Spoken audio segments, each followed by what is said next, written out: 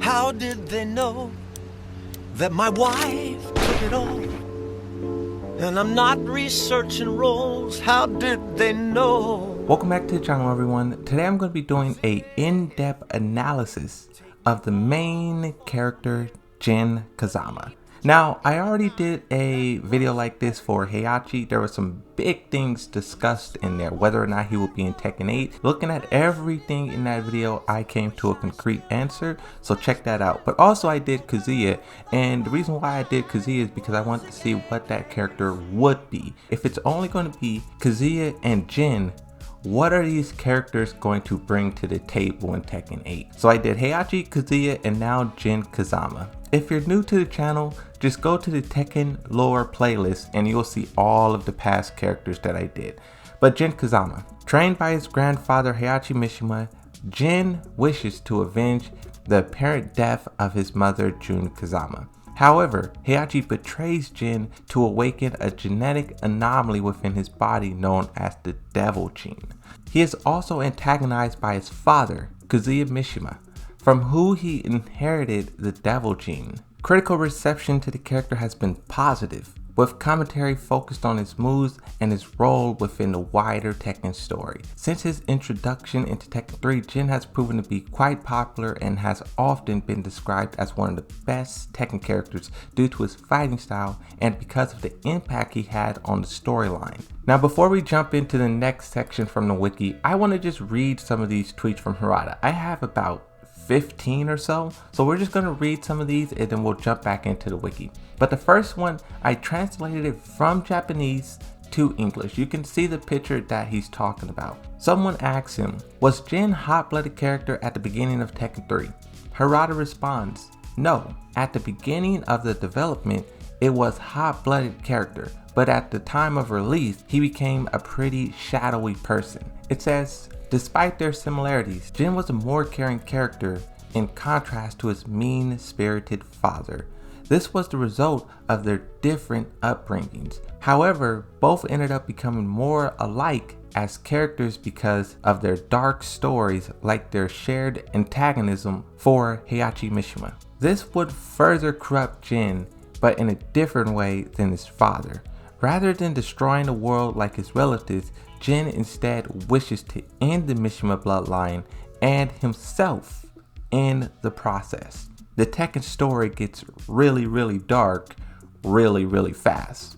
A quick little side note, I know when people theorize and speculate on what's going to happen in Tekken 8, I see a lot of people saying it should be a happy ending, you know, Jin should be saved by Jin Kazama and Kazuya should become a good guy. But if you look at what the actual motives for these characters are, it's so much darker. Jin not only wants to get rid of Heihachi, Kazuya, but also himself.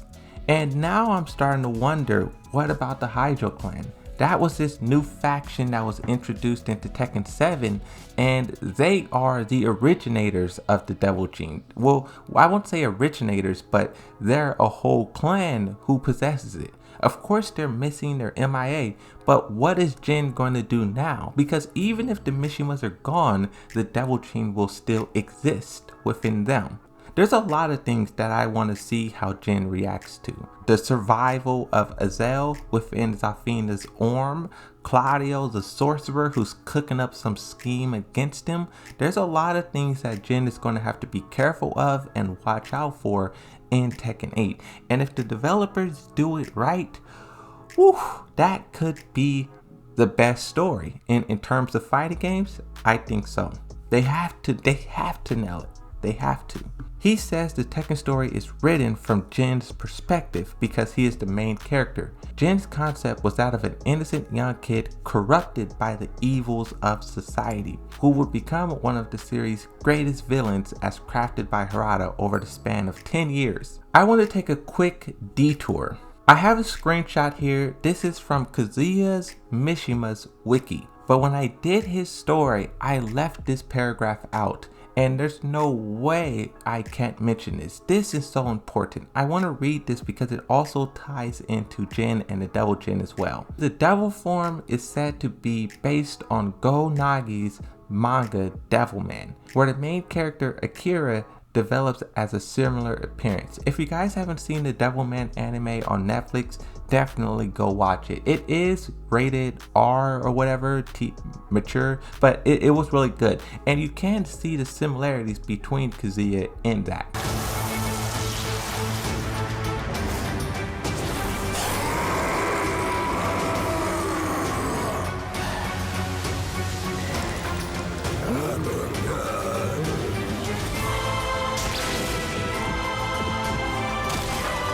According to Harada, Kazuya, unlike Jin, embraced the powers of the devil. This is very important because this explains why Kazuya and Devil Kazuya are one character and Jin and Devil Jin are separate characters, because Jin did not embrace it. He actively is fighting against it, fighting against himself. And in Tekken 8, I also wonder, will he finally find peace to some extent and those two merge? I know in Blast Islami's video where he was talking about Tekken 8, he was saying that Jin unlocks the secret to the Devil Gene and this and that, and basically Jin and Devil Jin finally are merged into one character, and we get to see what the character is truly capable of. In my opinion, I think it's time. Those two characters has been separate for so long, and if he's going to want to defeat Kazuya, he has to merge the two. You can't fight a battle against your father and also yourself at the same time. He finally proved to be of some use. Thanks to him, I no longer have to track you down. I hope you like it here, because it will be your grave. By 2017, fans still saw Jin as a hero. Harada replied that the character is still responsible for creating wars, so the plot continues to have that sense of black and white morality. Harada compared his family with the Tekken characters who constantly fight each other, Heihachi, Jin, and Kazuya. As a parent, he now has a deeper respect for family, and parents in particular. A common interpretation of Jin's mother Jin Kazama's fate is that she was killed before the events of Tekken 3.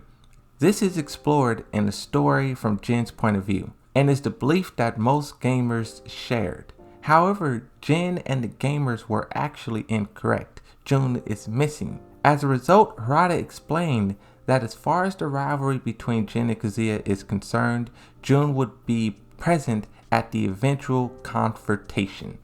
Now, this part of the wiki is referring to quite a few things. When you're talking about Harada and having a newfound respect for parents, if you really watch Heihachi's video, you can see exactly what happened, and I go very in detail. But short and simple, Harada had a little bit of rivalry with his own parents, and he used that real world experience, that real life experience, to create Heihachi and make him such an incredible character, such a real character. That's one thing about Heihachi. He feels real, and that's because Harada turned that pain into art, which is one of the truest forms of it. Talking about Jin Kazama, the tweet says, will Jin Kazama ever be brought back into the main story? I want to see her save Kazuya personally. Harada responds and says, naturally, now I have no comment, but someday she's an important and essential character in talking about the story of Kazuya and Jin.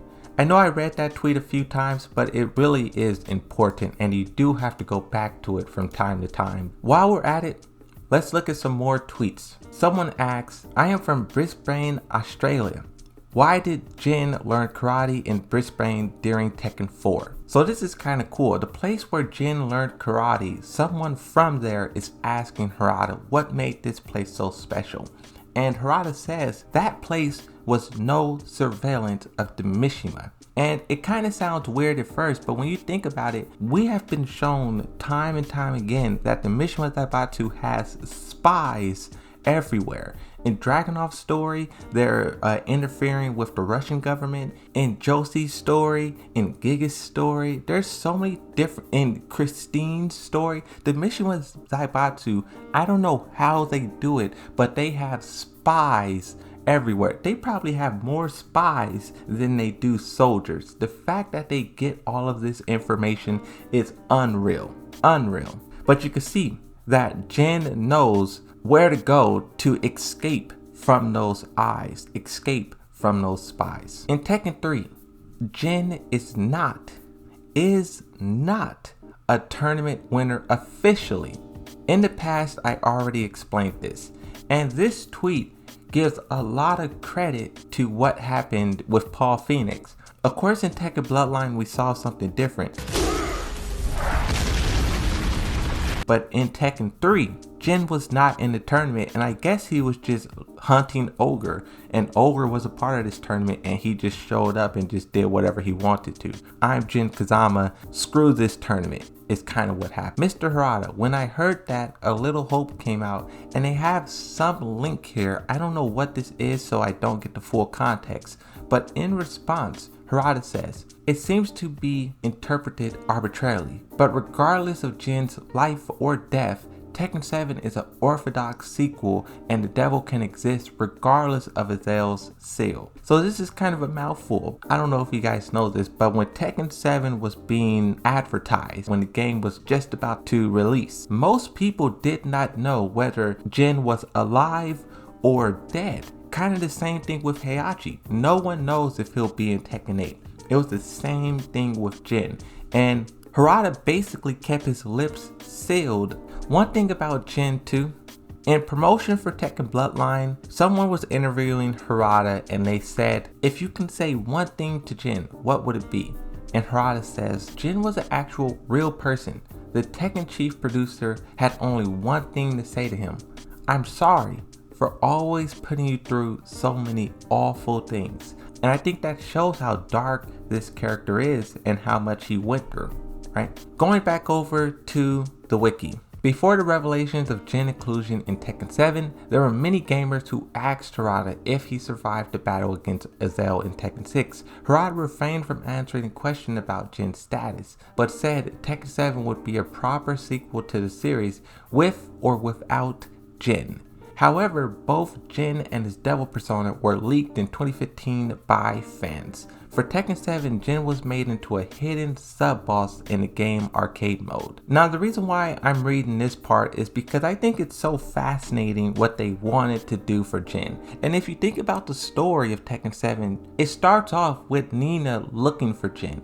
She doesn't know if he's alive or dead, and you can see that that's the way the developers intended the story to be, the viewers to read it, to watch it, not knowing if he's alive or dead, and sort of exploring these things as Nina does, Heihachi does. It's also kind of interesting that he was supposed to be a hidden boss, a sub-boss of sorts. I don't know if Tekken 8, if they will try to incorporate these same elements, but I know a lot of people want unlockable characters and hidden bosses and things of that sort. One of the final things that I'll read in the reception, video game publications have praised Jin's character, which has topped various lists. And you can see all of the different websites and news articles and what they had to say about Jin. Top 10 best fighting game characters, Jin placed 4th. The focal point is what they call this character. What culture ranked Jin as the 11th sexiest male video game character of all time?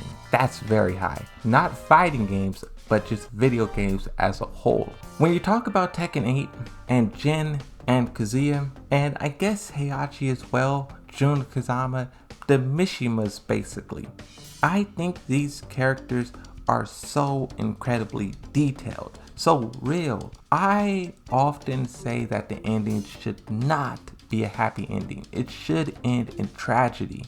I think that is just what is best for Tekken. But I'm very interested to see what they are planning, because if you can see with everything that I just read about Tekken 7, Tekken 6, Tekken 3, they put a lot of thought into the Mishimas. I know the other characters may not get the same level of love in terms of story and development, but the Mishimas, they definitely get it. And I want to see all of it. But that's going to be it for this video. I'm looking forward to doing other characters, maybe Lee, maybe Lars, but that's going to be it for this one. I'll see you guys next time. Thanks for watching, and bye-bye. Ziggy, if you hear me, take me far, far from here. Let me leap to 89, that was a better year.